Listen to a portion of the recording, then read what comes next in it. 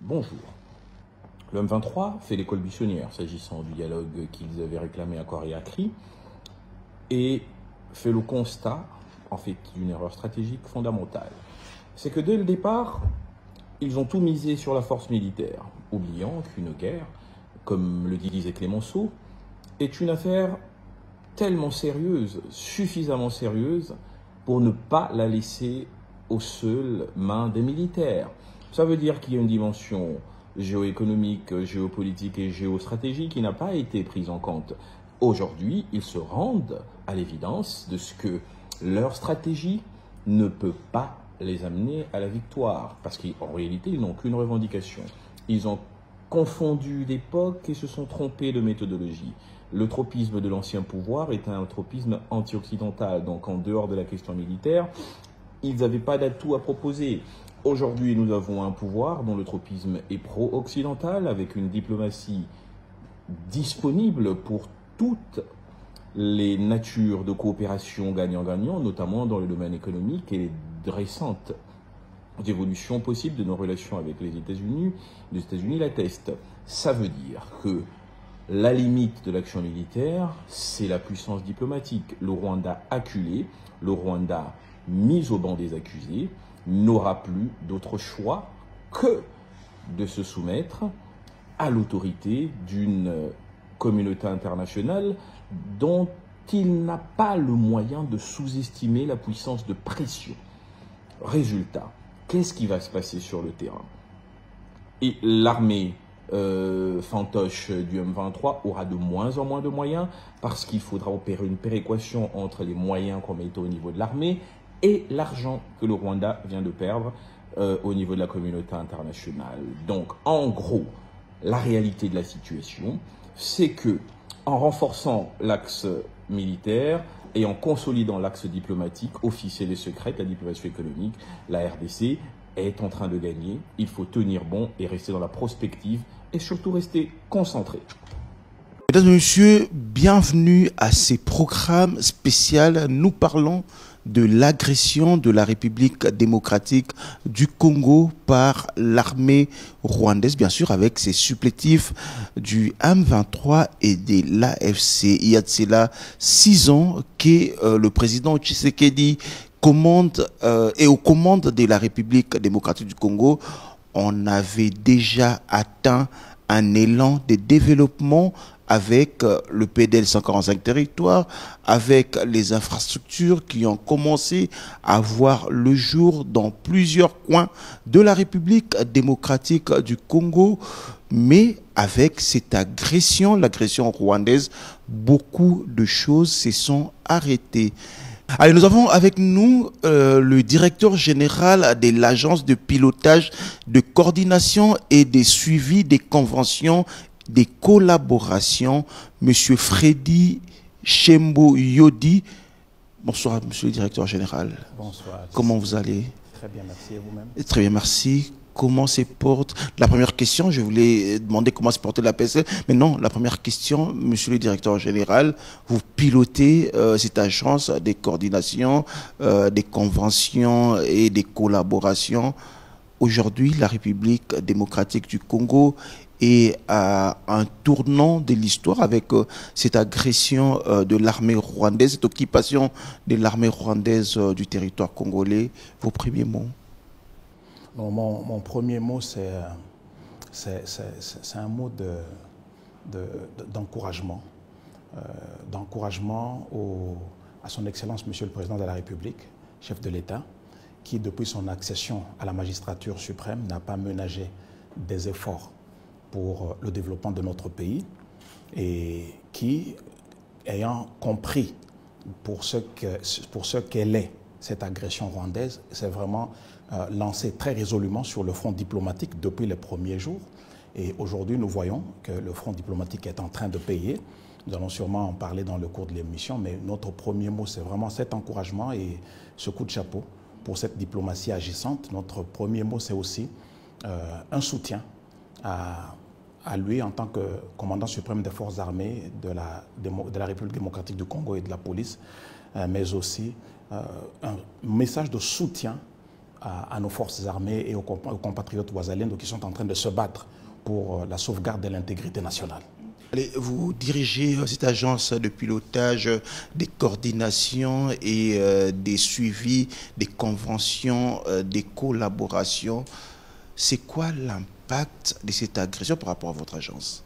Non, mais l'impact de cette agression par rapport à notre travail est vraiment frontal. Parce que avec cette agression, nous avons des projets qui se sont nettement arrêtés et nous avons des projets qui étaient déjà en cours de livraison qui ne peuvent pas être livrés. Vous savez que nous avons la charge de la coordination du programme sino-congolais. Donc nous pilotons le programme sino-congolais et dans le cadre du programme sino-congolais, nous avons deux projets majeurs. C'est un projet, mais en deux phases. Le premier, c'est sur la route nationale numéro 5. La route nationale numéro 5 est celle qui va du sud, à partir de Lubumbashi, et elle remonte le long de la partie est de la République jusqu'à arriver dans l'Ituri.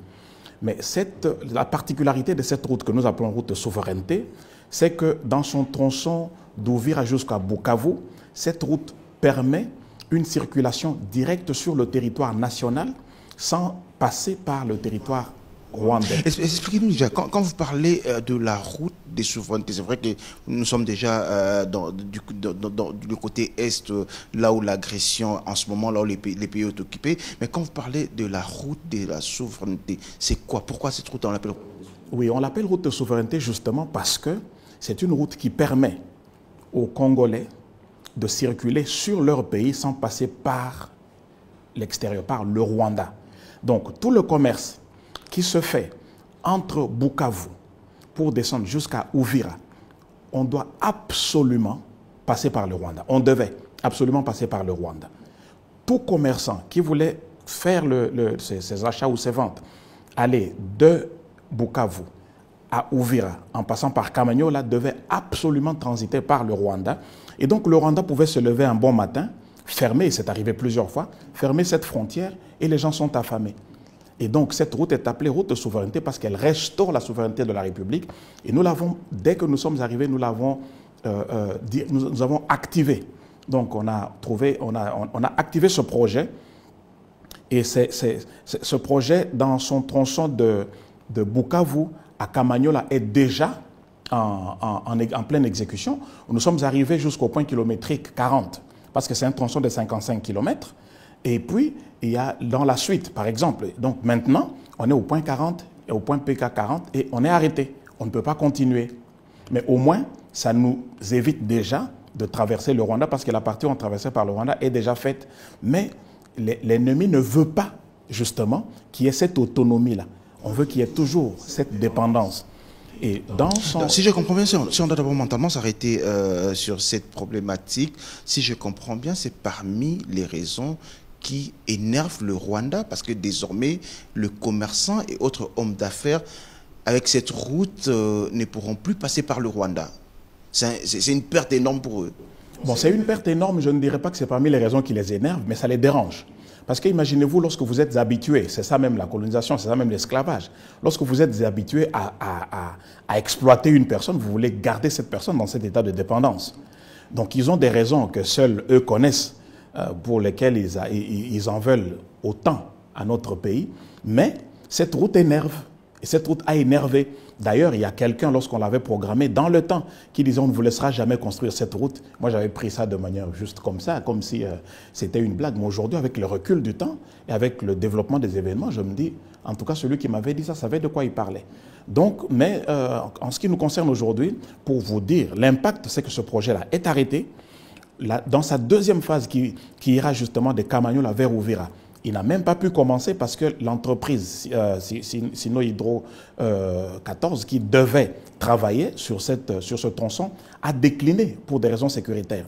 Donc il y a une volonté d'entretenir le chaos dans cette partie de notre République pour la déclarer ingouvernable, infréquentable, justement à cause des nombreuses richesses dont elle regorge. Et cette route va donc gêner, déranger, parce qu'elle va justifier justement un trafic. C'est vraiment une colonne de circulation très cruciale, très importante pour donner accès à l'océan Indien. Et donc, c'est une route qui dérange.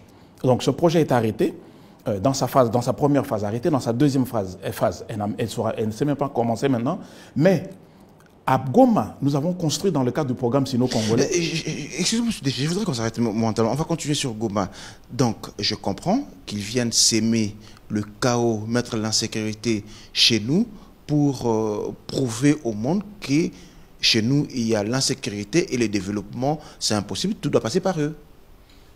J'essaie de vous lire entre les lignes, en fait. Non, en tout cas, même pas besoin de nous lire entre les lignes. Son Excellence, Monsieur le Président de la République, est monté au créneau et utilement relayé par son Excellence, Madame la Ministre d'État aux Affaires étrangères.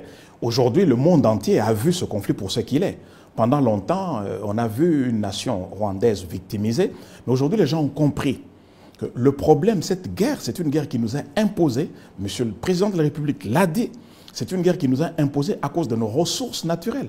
Et donc, il y a des métaux stratégiques qui sont essentiels, incontournables pour la transition énergétique, dont regorge l'Est de notre pays. Et donc, ces gens qui n'ont rien sous leur sous-sol s'approvisionnent chez nous et se présentent, en fait, c'est des resellers, mais ils se présentent comme des intermédiaires pour vendre aux multinationales. Et donc, pour nous discréditer, il faut rendre cette partie ingouvernable en entretenant des groupes armés. On n'a pas besoin d'un dessein. C'est aussi évident que ça. Et c'est ce que Monsieur le Président de la République a pu faire voir à la face du monde. Et c'est comme ça qu'aujourd'hui, vous voyez des condamnations qui viennent en cascade. Mais en ce qui nous concerne, nous, la PCSC, parce que là, c'est le travail du ministère des Affaires étrangères qui le fait très bien. Et c'est le travail Mais en ce qui nous concerne... Mais signalons quand même qu'au-delà des infrastructures, vous êtes également spécialiste dans la négociation en ce qui concerne les matières précieuses. Justement, et c'est là où j'allais en venir. En ce qui nous concerne, c'est notre mission de valoriser nos ressources naturelles et de les utiliser justement pour la construction de nos infrastructures. Donc lorsque ces ressources naturelles sont bradées, sont pillées, c'est un manque à gagner pour la République, mais nous voulons, et c'est comme ça que nous avons parlé en France lors d'un passage au mois de juillet dernier, nous avons fait voir aux multinationales, nous avons fait voir aux pays, on a fait voir aux partenaires potentiels qu'il est important. Il est important de venir dans un partenariat direct avec la République démocratique du Congo, parce que là, vous venez par la grande porte. Donc, les bruits, les mensonges qui ont été racontés sur l'inaccessibilité de cette partie, de ses ressources, à cause de son ingouvernabilité, c'est des mensonges. Alors, monsieur le directeur, laissez-moi vous poser une question. On va revenir sur Goma tout à l'heure. Tous, nous savons, même la communauté internationale, nous savons que les matières précieuses qu'il y a au Congo, au Rwanda, il n'y en a pas. Vous êtes chargé justement de faire la promotion, je vais le dire comme ça, de faire la promotion de nos matières précieuses pour qu'il y ait des partenaires et autres investisseurs. Mais qu'est-ce que le Rwanda dit aux investisseurs pour qu'ils aillent au Rwanda et ne pas venir au Congo? C'est quoi leur message en fait? Ces mensonges qu'ils disent, c'est quoi au fait? Il y a plusieurs mensonges. Nous, on ne sait pas. On ne participe pas aux entretiens des Rwandais avec leurs clients. Mais dans plusieurs salons, lorsque nous sommes partis, on est parti en Europe, on est parti aux États-Unis, on est parti en Chine. En Chine, pas beaucoup, mais en tout cas en Occident. Tant aux États-Unis qu'en Europe, on a entendu les mêmes choses. C'est-à-dire qu'au Congo, vous ne pouvez rien faire. C'est la corruption. Au Congo, c'est la lourdeur administrative. Au Congo, vous n'allez rien faire, rien ne va aboutir. Il y a instabilité de ce côté-là de l'Est. Quand vous venez, vous allez au Rwanda, en 2-3 jours, vous avez fait votre deal. Et nous avons justement parlé... C'est le mensonge qu'ils sont en train de dire. C'est ces mensonges qu'ils sont en train de dire. Et nous, ce que nous avons fait, on a fait voir à ces salons, et ce que nous leur disons encore aujourd'hui, c'est que lorsque Monsieur le Président de la République est arrivé au pouvoir, il a impulsé la création de cette agence. Cette agence existe justement pour passer un message à tous ceux qui veulent avoir accès à nos ressources naturelles, qu'il est important qu'ils viennent nous accompagner dans la logique du développement. Nous ne pouvons nous développer qu'avec ce dont Dieu nous a nantis. Notre sous-sol est riche et nous voulons l'utiliser justement pour développer les infrastructures faciliter l'interconnectivité de notre grand pays, ainsi de suite. Donc le mensonge qu'au Congo, rien ne peut se faire, bon, c'est un mensonge. Parce que les Chinois sont venus en 2008, ils ont conclu un contrat. Et aujourd'hui, au moment où je vous parle, nous sommes en train de négocier avec des Américains qui sont venus et on est en train de négocier une série de contrats. Nous sommes en train de parler avec le patronat français. Et donc, dire que le Congo avec le Congo, on ne peut rien faire, c'est faux. Parce qu'on est en train de faire déjà, on est en cours avec déjà un contrat avec des Chinois et on est en cours de négociation avec d'autres. Dire que la corruption gangrène, c'est vrai. C'est vrai qu'on ne peut pas se voiler la face. Monsieur le Président de la République l'a toujours dit. Et l'IGF, l'Inspection Générale de Finances, fait un bon travail pour traquer tous ces mécanismes. Nous avons l'Agence de prévention lutte contre la corruption. Autant d'efforts que le Président de la République a déployés pour maîtriser. Mais aussi, nous sommes là. Parce que nous sommes l'interface entre le gouvernement de la République et les partenaires privés étrangers. Enfin, étrangers et congolais, les partenaires privés. Donc, nous sommes ce qu'on peut dire en anglais un one-stop shop. C'est-à-dire qu'aujourd'hui, les gens ne peuvent plus trouver le prétexte d'une lourdeur administrative ou trouver le prétexte de la corruption parce qu'ils s'adressent à nous et nous pouvons distribuer l'information dans différents secteurs. Et il y a une bonne collaboration institutionnelle entre les différents ministères et nous, et on peut rapidement faire avancer des projets. Donc c'est un mensonge. Alors, revenons maintenant à cet impact de cette guerre à l'est de la République du Congo, avec le développement, vous nous disiez tout à l'heure, vous expliquez tout à l'heure, le développement qui est freiné, la route de souveraineté, cette route pratiquement, elle ne peut plus évoluer. Le stade, vous parlez du stade à Goma, qui est bloqué. Racontez-nous, qu'est-ce qui est bloqué avec cette agression? En fait, le stade à Goma, par exemple, on l'a construit, on a fait une livraison partielle dans le cadre du programme sino-congolais. Alors vous parlez du stade d'Amani parce que tout le monde sait qu'à Goma, il n'y a que le stade d'Amani. Non, c'est pas ce stade-là. Il y a un deuxième stade, vers la sortie de la ville, vers ça qui est le nom du stade m'échappe. Il me reviendra dans le cours de l'émission.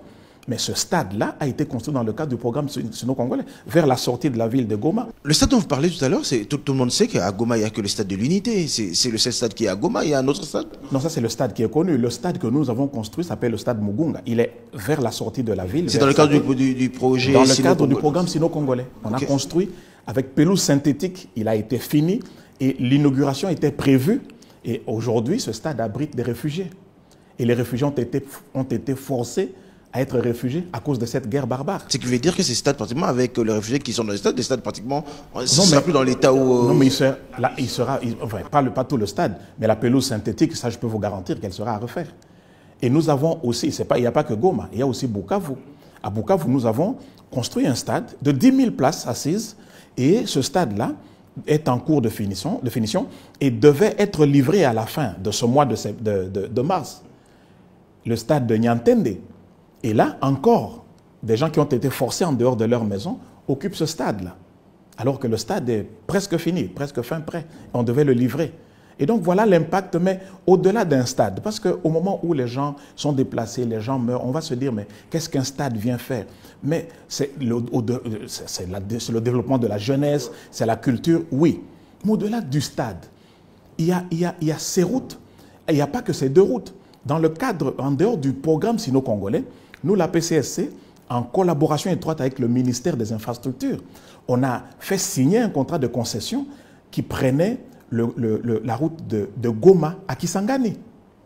Et cette route-là, aujourd'hui, ne peut pas être construite. Pas Goma seul, donc Bukavu, Goma, Kisangani. Elle ne peut plus être construite.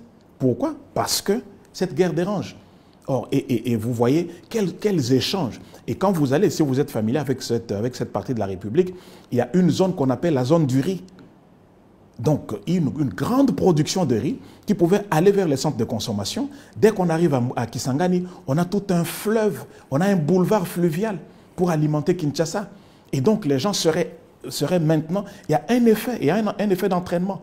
Les gens allaient être encouragés à l'agriculture, à cultiver ce riz, à envoyer, à dégager vers les centres de consommation. Et ça encourage le commerce.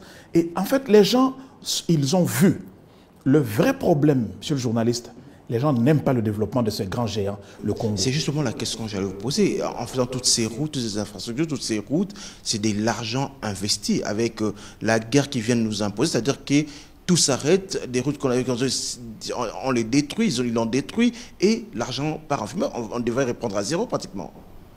Mais si les routes sont détruites, on va devoir reprendre à zéro. Mais dans le cas où elles ne sont pas détruites, j'insiste sur celles qui devaient commencer. Parce que celles qui devaient commencer, c'est ça le développement que M. le Président de la République est en train d'impulser.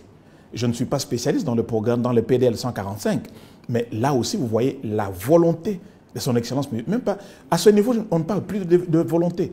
Pendant les premières années de son Excellence, M. le Président de la République, on a parlé de volonté. Mais ici, on parle de la détermination.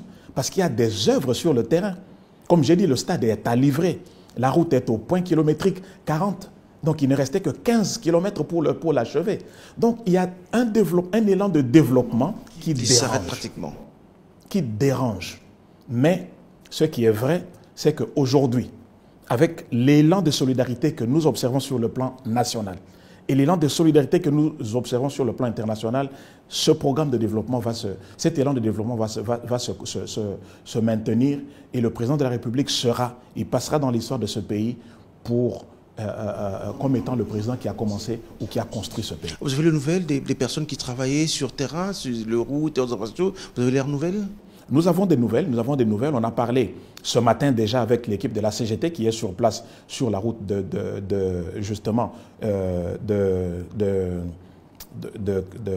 le tronçon de Bukavu à Kamanyola. Ils se portent bien. Mais les travaux sont arrêtés. Ils ne savent pas avancer. Alors, donc, je comprends aujourd'hui. On va terminer cette page sur les infrastructures pour parler de matières précieuses.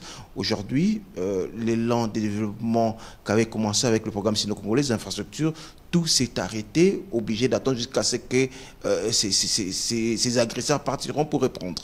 Absolument. Malheureusement. Et c'est ça la triste réalité, et c'est à ça que nous faisons face, parce qu'on a un personnel qui est là.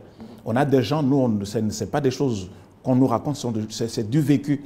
Donc nous sommes obligés de nous arrêter et obligés aussi de nous soucier chaque jour pour la sécurité de ces gens, tant les nationaux que les étrangers qui étaient sur ces chantiers. Alors parlons de matières précieuses. Vous êtes également, comme je disais tantôt, faire la promotion de nos matières précieuses. Est-ce qu'aujourd'hui, malgré cette guerre, malgré cette agression qu'on nous impose, le message de la RDC passe? Oui, le message de la RDC passe.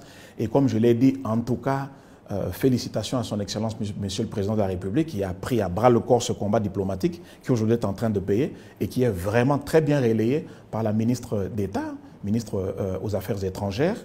Le message de la RDC passe. Et je voudrais vous dire que, en fait, la RDC est incontournable. Totalement incontournable pour la transition énergétique. Et maintenant qu'on a dénoncé le receleur, ceux qui prenaient chez le receleur n'ont pas de choix, parce qu'ils ne peuvent pas s'en passer. On ne peut pas parler des voitures électriques sans parler du cobalt de la RDC. On ne peut pas parler des téléphones cellulaires. Apple ne peut pas vivre sans le coltan de l'Est. Et je ne parle pas encore du dépôt pétrolier qu'il y a dans le bassin du lac Kivu et dans plusieurs autres endroits. C'est un scandale. Et donc, on ne peut pas se passer de la RDC. Et maintenant que le receleur va être complètement neutralisé, mis hors d'état de nuire, les gens vont devoir venir en face de la RDC et faire des négociations directes. Et je suis très sûr qu'ils vont se demander pourquoi ils ne l'ont pas fait beaucoup plus tôt. Mais comme vous entendez celui que vous appelez receleur, je parle pour ne pas les citer, le Rwanda et son président qui dit que pour lui, cette guerre, c'est une guerre existentielle. Il préfère, même s'il y a des sanctions, il s'en fout des sanctions. Lui, s'il faut prendre les armes pour protéger son pays, pour exister, il est fait. Quand il dit ça, vous, comme celui qui doit faire la promotion des matières précieuses du Congo, vous dites quoi quand il dit ça? En tout cas, je ne vais pas aller dans le domaine qui ne concerne pas mes attributions, mais je veux parler en tant que Congolais. En tant que Congolais, mon président a parlé, et moi je suis la ligne de mon président qui a dit que nous ne pouvons pas accepter que cette situation continue.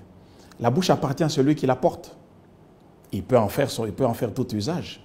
Donc, celui à qui vous faites allusion peut dire tout ce qu'il veut. Mais nous, les Congolais, nous n'allons pas vivre intimidés par les paroles du voleur. On va vivre notre vie normalement. Le mot est quand même fort, hein, voleur. C'est une analogie. Je n'impute pas le vol à quelqu'un, mais je dis, vous voyez, quand vous êtes dans votre parcelle et le voleur crie au dehors, il ne faut pas qu'il vous arrache le sommeil. Mais c'est à vous de vous occuper quand il entre chez vous, de le faire sortir. Et vous vivez calmement votre vie. Imaginez-vous que vous êtes dans votre maison et vous vivez au rythme de tout ce qui se dit en dehors de votre parcelle. Vous n'allez jamais jouir d'une vie paisible. Vous parlez tout à l'heure que le monde ne pourra pas vivre sans le coltan de la RDC, sans tout ce qu'il y a comme matière processée en République du Congo. Mais est-ce que le problème, ce n'est pas nous-mêmes, nous vendons mal notre image? C'est aussi ça. Et c'est un effort que nous faisons, c'est un effort collectif qui ne revient pas qu'à l'APCSC. Nous faisons notre part, nous jouons notre partition, mais nous sommes partis à un forum économique en Chine où on a vu la conjonction de plusieurs efforts de plusieurs institutions. Nous sommes sous l'impulsion du président de la République. Il y a plusieurs qui sont mobilisés justement pour corriger cette perception et vendre une bonne image de notre pays. Et plusieurs structures de la République sont vraiment en train de faire cet effort-là. Et je crois que, vous voyez, ça commence à payer. Le monde est en train de faire une autre lecture. D'ailleurs, je peux vous dire qu'il y a, je crois, hier ou avant-hier, il y a eu diffusion d'un épisode d'un documentaire américain de SEAL Team où on fait référence justement à ce qui se passe au Congo aujourd'hui. Malheureusement, je n'ai pas retenu le 40e des épisodes, mais chez SEAL Team, on a parlé justement de ce qui se passe. Donc il y a un réveil du monde par rapport à la réalité congolaise et nous sommes dans la bonne voie. Monsieur le directeur général, est-ce que cette guerre que la République démocratique du Congo est en train de vivre aujourd'hui dans sa partie Est, c'est vrai qu'eux, ils sont en train de réfléchir pour aller avec pratiquement partout, mais et cette guerre que la République démocratique dans sa partie Est, ce n'est pas pour décourager le partenaire et autres investisseurs qui voudraient venir en RDC?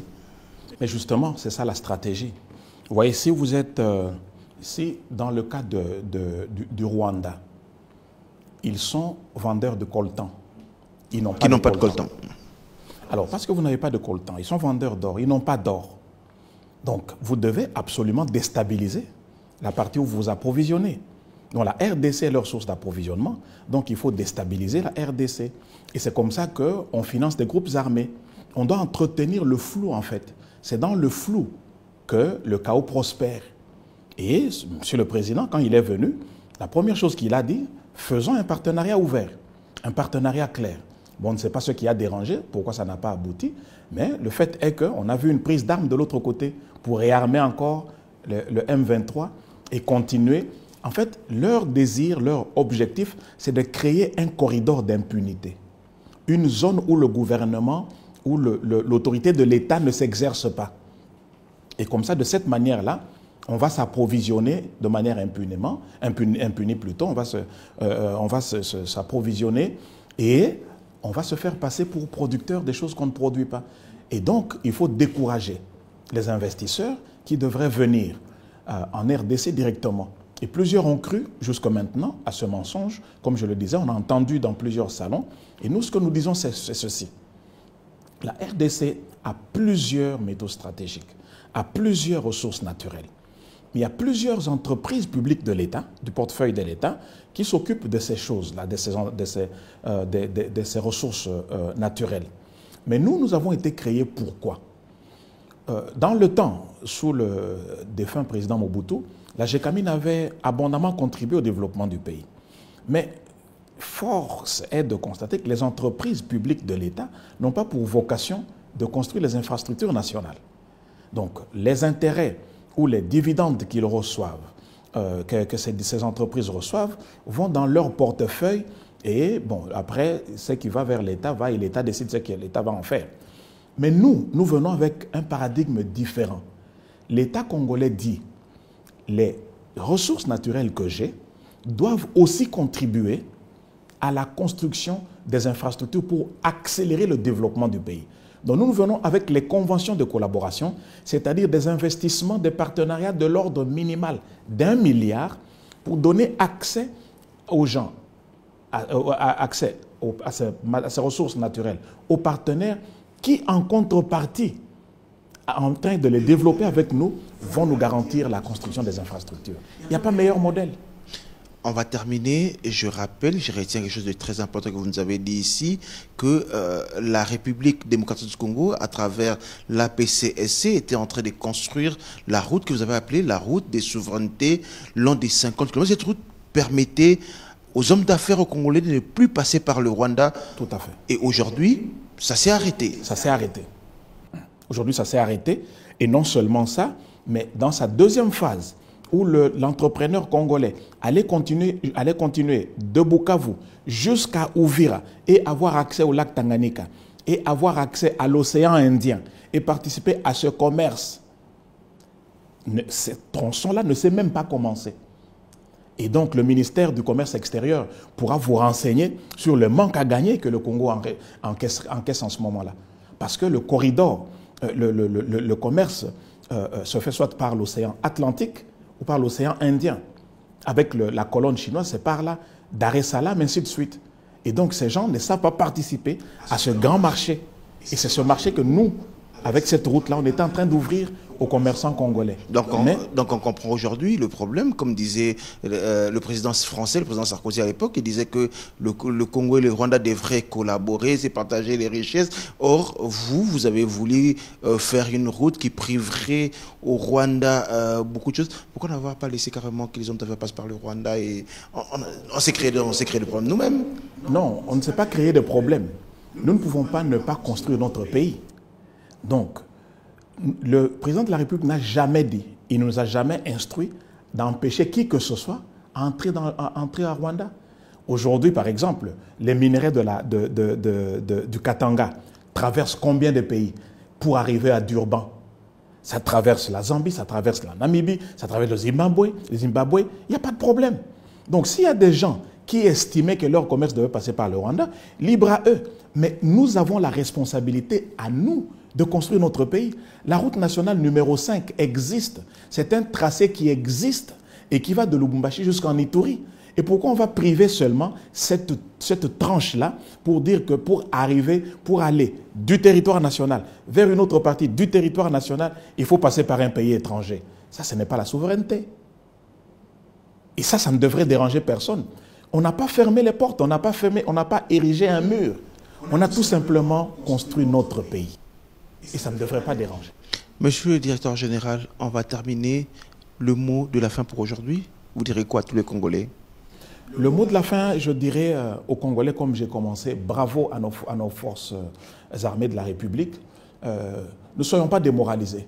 Ce qui se passe aujourd'hui avec la prise de Goma et l'occupation, même pas la prise, avec l'occupation de Goma et l'occupation de Bukavu, sont un épisode qui va passer.